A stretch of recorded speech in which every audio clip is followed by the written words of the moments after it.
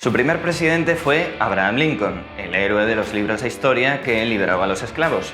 Y el actual, bueno, es Donald Trump. Hoy os hablamos del Partido Republicano de Estados Unidos.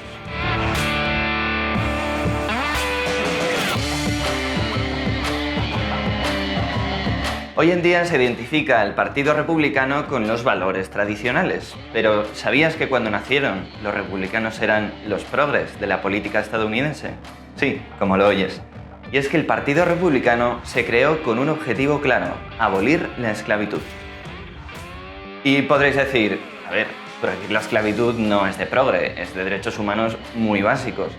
Bueno, el rival histórico de los republicanos, el Partido Demócrata, no lo tenía tan claro en aquella época, ya que, como os conté en el anterior vídeo, apoyaba la esclavitud. La división era tal que cuando los republicanos consiguieron llevar a la Casa Blanca a su primer presidente, Abraham Lincoln, los estados del sur, controlados por los demócratas, se independizaron e iniciaron una guerra.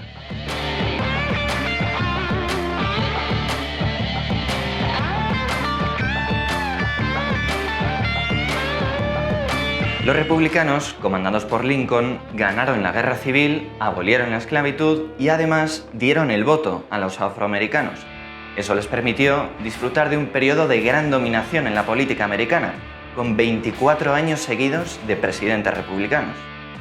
De esta época posterior a la guerra civil datan los primeros senadores afroamericanos de la historia de Estados Unidos, todos elegidos por el Partido Republicano.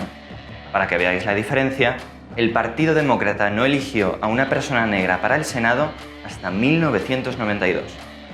En esa época de finales del siglo XIX, los republicanos se convirtieron además en el partido de las empresas estadounidenses, ya que implementaron fuertes aranceles para proteger a las compañías nacionales frente a las extranjeras. El Partido Republicano también puso en marcha una política de bajos impuestos y una modernización de las infraestructuras estadounidenses, sobre todo a través de la expansión del ferrocarril. El problema llegó cuando, estando los republicanos en el poder, llegó la Gran Depresión.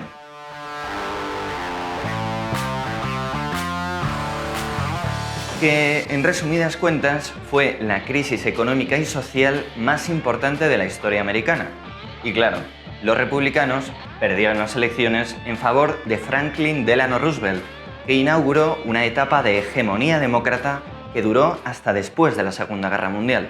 Además, las políticas de Roosevelt, conocidas como el New Deal, hicieron que los afroamericanos dejaran de votar mayoritariamente al Partido Republicano, que les había liberado, y se pasaron a los demócratas, que habían construido un mayor estado del bienestar. Algo parecido ocurrió en los años 60 con el movimiento por los derechos civiles. El presidente Lyndon Johnson, también demócrata, fue quien impulsó muchos de los cambios sociales de esa época, lo que consolidó el voto afroamericano.